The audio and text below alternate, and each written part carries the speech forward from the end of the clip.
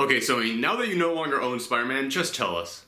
Who the f was the guy in the hat? Seriously, I don't even care.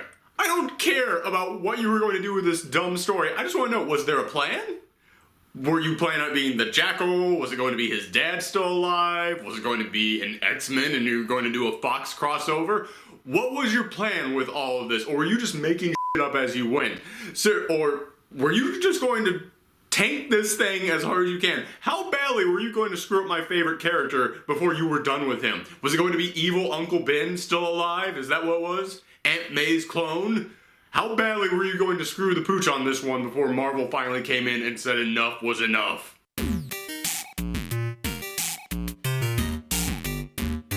He's back. My favorite character is back. Spidey is back home at Marvel. He has finally returned. He is out of the hands of Sony and he is back with the people who care about him most. I am so happy to see that. And the internet has got to be excited about this too, right? Okay, maybe not. Hi there folks, it's Professor Thorgy Aaron here to talk to you today about the big news that just went down in which Marvel came in and finally rescued Spider-Man from the sinister Sony syndicate, and now he is back in the Marvel Cinematic Universe. I'm going to talk to you about the positives in this video because I understand that there are a lot of things to discuss about this. A lot positive and a lot negative, a lot that are making people angry, and I fully understand why people are upset about this news. But I edit all my own videos and I've begun to realize I make long ass videos. So in order to try and make this easier on myself and to make these videos more accessible, I'm going to try and divide this into two videos. The one today is talking about the positive reactions to it, and the one coming up soon will be talking about all the negative reactions, all the controversies. I'm going to try and get into everything and discuss all viewpoints on this. But, as I said, the one today is talking about the positive sides of it, and I'm just going to start off, and I can't lie. I have to tell you guys where I'm coming from on this. I'm super excited.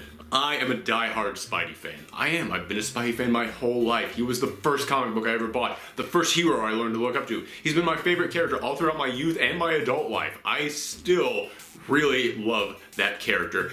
And as someone who has loved that character, wow. It's been a rough decade or so having to watch his movies, but I'm hopeful now, because as I've said multiple times, I don't think Marvel has made a bad movie yet. They've made some okay movies, but okay is not bad, alright? Okay still means okay. It's passable, it's alright. So the fact that Marvel has made, what is it, like a dozen movies at this point, and even the worst of them is still okay. That gives me a lot of hope for Spidey, because he's had 5 movies, and the best of them is okay. Let me put it to you like this. It's kind of like when Disney bought Star Wars. I don't know what's going to happen to that franchise from here on out, but it can't be worse than what was happening to it, okay? Okay, so now that you know how I feel about Spider-Man, about that character, and about the rest of the Marvel Universe films, like I said, I do have problems with the Marvel Cinematic Universe as a whole, like recurring themes in it. I will discuss those in the next video, but just for this one where I'm talking about the positives, I've seen a lot of people recently online not attacking Marvel, but attacking the character of Spider-Man himself, saying he's boring. Nobody cares about him. We don't like Peter Parker. Why are you making another Peter Parker film? If you are somebody who honestly believes that Peter Parker is a boring character, you can just get out. You can just turn off this video, because A, you're not going to enjoy the rest of what I have to say, and B, you're wrong. There's no such thing as a boring character, just characters who have been done poorly, and Spidey is a character who has been done poorly before in the past. So that's why I'm so excited about this. Marvel has gotten their characters right. We've seen that with Guardians, we've seen that with Winter Soldier, just in the last year. We know that Marvel knows how to get their characters. And that's why I'm so excited about Spider-Man coming back. They understand this character. And Sony didn't care. This was just a cash property to them. This was just a way for them to make money. Marvel, on the other hand, this is their baby. This is their main guy. This is their #1 star. Of course they care about him. So that's why I'm so excited to see him back. I think that the people at the top are going to actually care about this character when making his films. And here's the shocking thing about it. This didn't cost Marvel a dime. That's what's so amazing to me about this, is that Marvel wanted this so badly, and Sony did not want to give it up at all, and somehow Marvel got them to give it up. And all they get out of it is final say, meaning that they get to approve everything in the end, but we have no idea what level of control that actually means. And they of course get to slap the Sony logo on the front of it, meaning that they are going to make some money off of this, but they didn't actually have to pay anything additional on this. That's the amazing part to me, is that Marvel just rolled in there and said, we're not leaving without Spidey, and they left with Spidey. Which has me thinking that there are two ways in which this could have gone down. The first way, which is the way that has me very nervous about this, is that Marvel just got so fed up with seeing their boy Spidey get treated so poorly that they went on there on hands and knees and said, please, I'll give you anything. Just give us Spidey. You can take all the money off of this movie. You get all the gross profits. Just give us Spider-Man back. And that concerns me, because then that means Sony is still basically in full control. Or the other way that this went down, and this is the one I'm kind of hoping for, and the one I think is more likely, I think Disney just went in there and beat some ass. It is a well-known fact that Disney has some of the hardest and coldest motherfuckers out there working for them as their attorneys. These are guys who got the United States government to change copyright laws so they could hold on to Mickey Mouse. That's how hardcore the Disney attorneys are. They beat the United States government. You think Sony's going to stand a chance against that? No. I think that this whole you get final say thing is just BS. That was just a way for Sony to save face. I'm really hoping that the Disney attorneys just came in there and went, alright, we're through playing games. Spider-Man's ours. No. You had your chance. He's ours now. But we had a Sinister Six movie. Nobody wanted to see that. And don't even bring up this whole Venom Carnage thing or this whole Aunt May movie. It's done. But the Aunt May movie, no. It's over. No Aunt May, no Venom, no Sinister Six. Pack your web shooters and put them in the trunk of our car because we're leaving here today. Oh god, it would be awesome if that's what happened. But like I said, that first option, the one in which Sony is still just pulling the strings and Marvel is just trying to salvage what they can, that could be what's actually happening. And if it is, I'll discuss that a little bit more in my second video in which I talk about some of the controversies and some of the more negative sides of this news. But for now, we're being positive in this video, so let's talk about some of the things that I would love to see in this Marvel Spider-Man movie. Number one, not an origin story. Guys, we have seen the origin story too damn many times. Even before going into that first movie, most people still knew that Spider-Man was bit by a radioactive spider and he got powers from it, okay? We knew that part, alright? We don't need to see that again. We don't need to see Uncle Ben dying again, alright? It's over. Done. Stop it. And I know what a lot of people out there are saying, but weren't those other origin stories terrible? Wouldn't you like to see it done well? Yes, I would like to see it done well. 50 years in the future, when I have completely forgotten those other movies, alright? This is not one of those things where it's like, oh, someone just baked me a bad meal. Well, okay, I'll go back. Oh, they baked another bad meal. Well, there's a new chef in there. I'll give it a shot. No, this is something that we've been living with for over a decade now, in which is constantly reminded to us every couple of years when a new film comes out, and it's a story that we have to sit through for hours and hours, taking up chunks of our lives, telling us the same story again. I'm sorry, Marvel. I know you want to go, well, we can do it right this time. I assume you can. I bet you can. You've done some great origin stories before. Don't do it. We know the origin. Move on. Do it like you did the Incredible Hulk, in which you were like, oh man, everybody already saw that Ang Lee Hulk. Well, let's just summarize it in the first couple of seconds in this movie, alright? Let's just do that and then move ahead. Do that in this one, alright? Just do a quick little summary and then move on. And something else that I would like to see in this upcoming Spider-Man film is not Spidey as a teenager anymore. Make him an adult. One of the greatest things about Peter Parker is that he is the everyman. He is relatable. And sure, teenagers might be able to relate to the teenage Spidey. They've had that, alright? They've gotten that multiple times. Give us the adult Pete. Give us the Pete who has to worry about paying his bills, who has to worry about marriage problems. Give us the Peter Parker who has to deal with his crappy boss. Give us that Spider-Man. Give us the Spider-Man who has to pay rent, okay? That's the Spider-Man that we want. And I know a lot of people out there, once again, they've been saying, well, most of the heroes in the Marvel Cinematic Universe are in their 30s or in their 40s. Wouldn't it be nice to get a teenager in there to give a fresh perspective on, to give a new look at this Marvel Cinematic Universe? Yeah, it would. I fully understand that. It would totally provide a fresh new look to it, and I look forward to that in the Sam Alexander Nova movie. But for now, for Spidey, once again, I'm sorry. Those other movies wrecked this. Those other movies have destroyed this. We don't want to see this anymore. You have to move this character ahead, alright? I know you won't be the guy who comes in and goes, well, we can do it right, and I believe you can, but just because you can doesn't mean you should. The number 3 thing that I want to see in this upcoming Spider-Man film, more of his supporting characters. We know Aunt May, we know Mary Jane.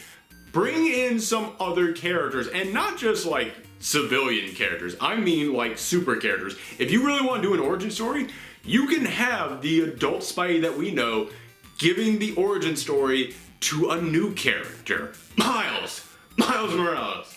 Everyone wants to see Miles. Oh, this would be great to introduce Miles. Miles. Oh, my. Oh, I don't know what came over me. I think I need a lozenge. Miles Morales. Okay, maybe it doesn't have to be Miles. In fact, I have a plan for how you could introduce Miles really well, I think, into the Marvel Cinematic Universe, and I'll talk about that in my second video. But if you're not going to go with Miles, there are still tons of other heroes out there in the Spider-Man universe. That's right, that's how it's being called from now on. In the Spider-Man universe that you could introduce in this film. Now it seems like the most obvious choice would be Spider-Woman, except that I've got a sneaky suspicion that she's going to be popping up in the AKA Jessica Jones TV show. Carrie-Anne Moss just got cast for that show, and she seems like a perfect fit for that character to me. But also like Anya, the new Spider-Girl, she would be fantastic to introduce in this. Or even characters all the way down like Prowler. I would love to see Hobie Brown even pop up in this, and you could have it be like, you know, a character who starts off at the beginning is kind of a little bit of a villain, but then at the end he gets redeemed and he becomes a hero. I would love to see them try something like this in this new Spider-Man film, because once again, Spidey is that guy who when he sees a villain, his first instinct is not, I will punch you, unless of course it's to like save a bunch of civilians. If he just sees a villain out there, his first reaction is to go, hey man, let's talk about this. You could be doing a lot more. Power and responsibility and all that. So I think that would be a great way to introduce the whole power and responsibility thing without having to have Uncle Ben come back in and say it over and over and over again.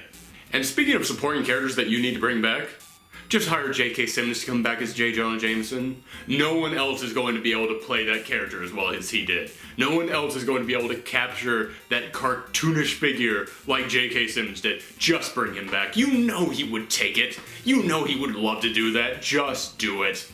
Now, that's just as far as bringing in heroes in the supporting cast. When it comes into bringing in villains, don't go nuts with this. I fully believe that Marvel can handle multiple villains. We saw it in Winter Soldier. But we've seen this done so poorly with Spider-Man films too many times, okay? I even believe that you could have the Sinister Six as villains in a Spider-Man movie and have that work. But guys, just keep it simple. Just because you can do it doesn't mean you should. We've seen it done too badly too many times. We're going to be too hesitant going into this. We're going to be constantly looking to critique it if you give us multiple villains. Just keep it simple in the beginning. In the next movies you can up it a little bit, but just keep it simple in the beginning, okay?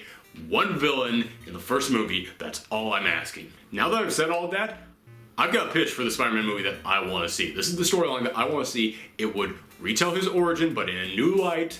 It would bring in new supporting characters, and it would bring in one singular villain, and it would be a new villain at that. I would love to see the Ezekiel Moreland storyline that J. Michael Straczynski did when he took over Spider-Man. Now, for anybody who read that, you'll know that it touched on his origin, it reminded us of what his origin was, but it didn't have to retell it. It touched on and then it redefined it. For years, Spider-Man had always been a science-based hero, but this, it took that and said, okay, you did not get your powers through a science experiment. You're magical-based. You're actually connected to spider totems. You're connected to these animal spirits that connect all life on Earth. And that's why you have these powers, that's why you have spider sense. That's not explainable by a science experiment. The only explanation for spider sense is magic.